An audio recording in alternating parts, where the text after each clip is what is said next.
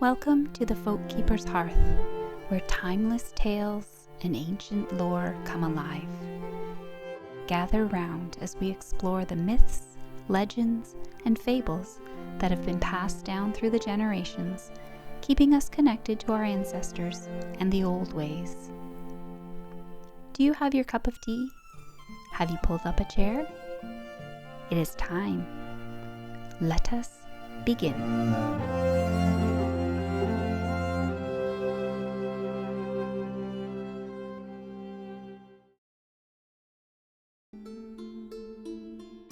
The Heroes of Asgard, Chapter 1, Part 5, Bifrost, Urda, and the Norns. Odin turned from Heimdall and strode onward, the great wolf Fenrir padding behind him, silent and watchful, though now not much noticed by his captor, who pondered over the new wonders of which he had heard, Bifrost, Urda, and the Norns. What can they mean? Thus pondering and wondering he went, ascended Asgard's hill, passed through the golden gates of the city, and entered Gladsheim, the hall of divine council, where the Aesir and the Aesir were gathered at their evening meal. Odin sat down at the table in silence, his mind far off and heavy with thought, and began carving the great boar, Shéamuisin, which, though eaten each night, was whole again each morning. Seeing their Allfather so burdened, the gods respected his quiet, for the Aesir were not ones to press when something weighed upon a mind. The hush might have held through the whole meal, had not Fenrir, the wolf-child, padded into the hall and poked his nose near the seat of the radiant Freya. Though she had never seen such a creature before, she did not cry out, but regarded him with wary eyes, her hand resting lightly on her girdle of falcon feathers. A ripple of unease moved through the hall. Low voices rose among the gods, but Odin held Fenrir in his gaze, calm and unwavering, and spoke with quiet authority.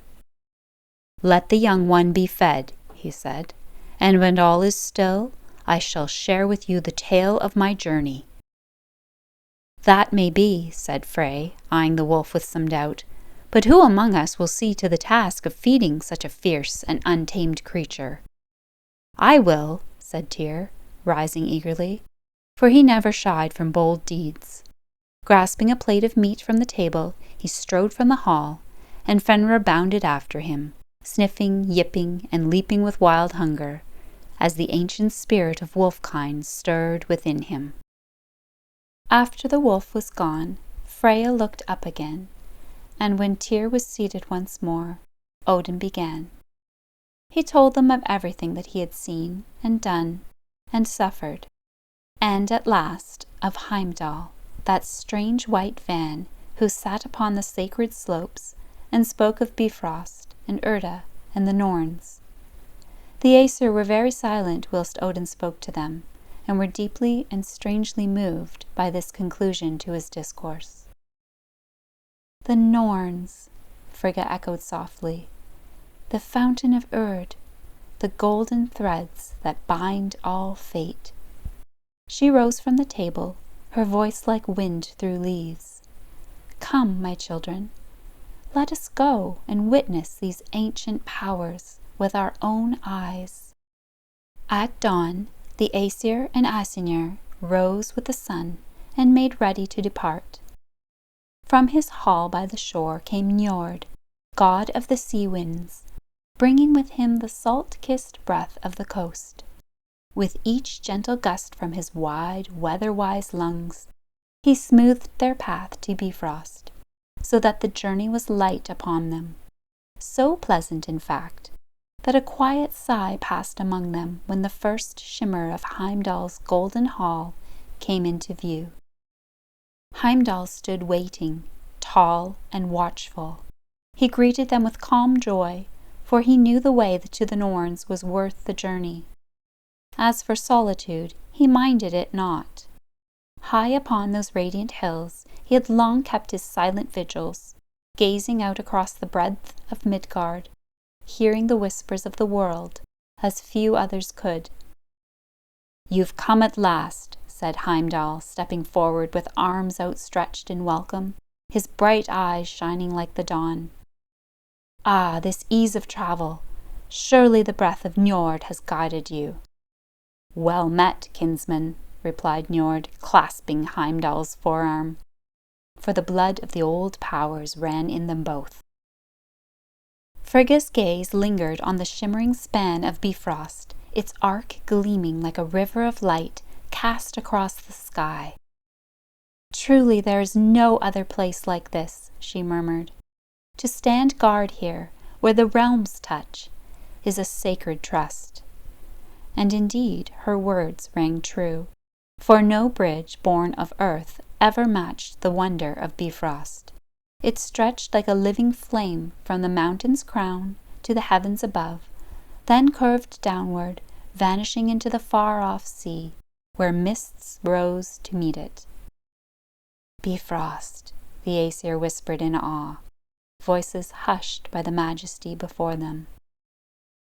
Heimdall watched them with quiet pride, the light of the bridge dancing in his eyes. "At the bridge's crest," he said, pointing skyward, "is the fountain of Urd, of which I spoke. Shall we make the ascent today?" "With all our hearts," came the eager reply.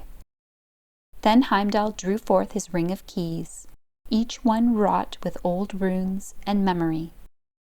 Carefully he turned them in the diamond lock until the true key met its twin, and the gate swung open with a sound like rain falling through leaves, at once mournful and glad, like the breath of the world after storm.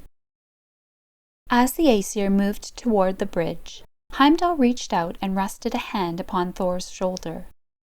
"I'm sorry, Thunderer," he said with quiet gravity, "but the path to Urd must be different for you.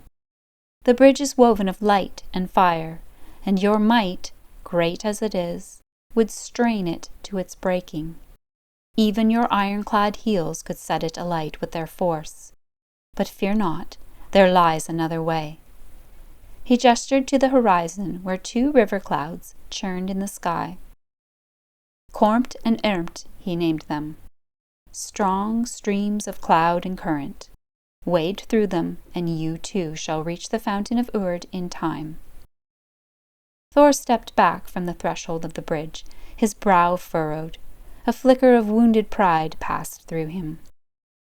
"So I am turned aside for the crime of being strong," he muttered. "Let others walk the shining path. What care have I for Urd or the Norns, or for cloud rivers with names like riddles? I'll return to Asgard." But Odin turned to him with a steady gaze. "No, Thor," he said. "Let not strength become your chain. We each walk the path set before us. Whether over Bifrost or through the storm, our journey is toward the same place, where fate is woven and all threads meet." Thor lowered his head, chastened, not by rebuke, but by truth. Without another word, he turned and strode into the shadowed rivers. The mist of Kormt and Ermt rose to greet him, and soon the clouds had swallowed his form from sight. The Aesir continued on, their steps light upon the gleaming bridge, as it arced toward the Well of Fate. Lightly they stepped on to the shining bridge, the Aesir moving as if upon air itself. They climbed the arc of Bifrost, rising higher and higher, until they stood together on a pale, glimmering cloud at its peak. There, already waiting, stood Thor, drenched from his trial, his great frame streaked with mist and shadow, but his eyes bright and his spirit unshaken. Together they approached the heart of the cloud. At their presence it parted like mist before the dawn, and they stepped through. What met their gaze defied all words. Above them, rising through endless reaches of violet sky, soared the sacred branches of Yggdrasil. Tender with new green, vast as the horizon, yet stretching far beyond the sight of gods.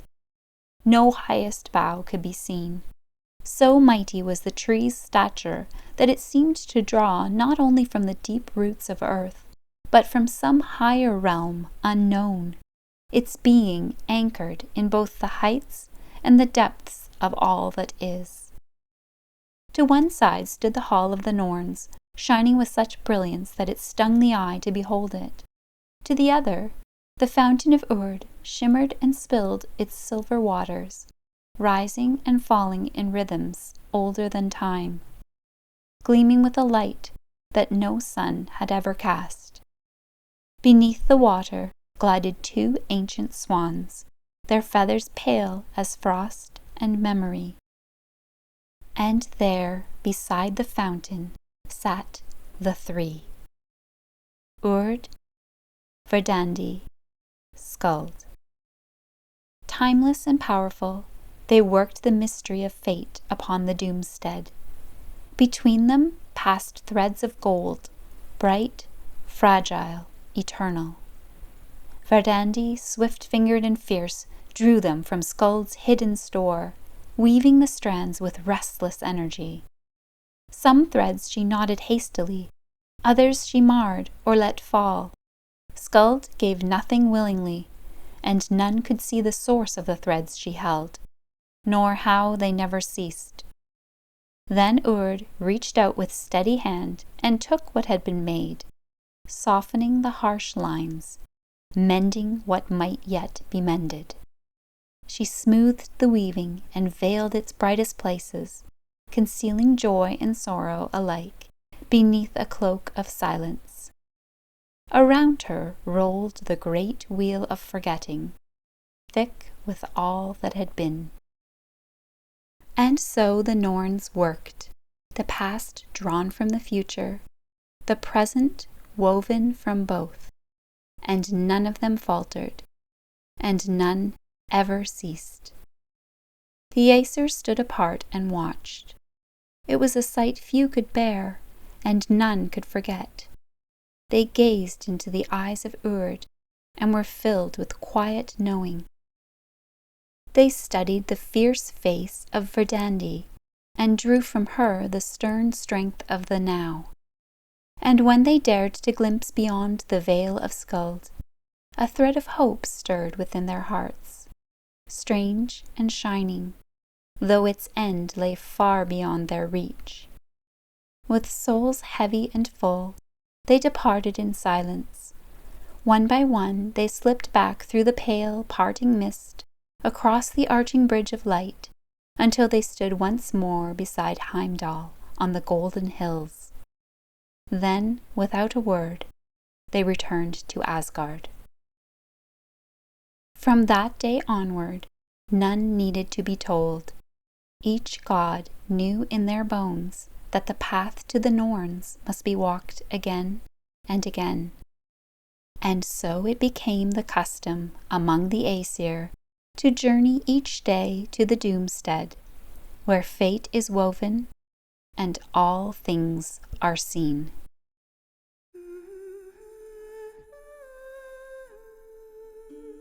Thank you for joining me at the Hearth, where tales old as time are kindled anew. As the gods return from the fountain of fate, so too do we carry a little more wonder into our world. Traces of gold thread, glimpses of root and star. Until next we gather, may the paths you walk be clear, and may the weavers of your own story guide you well.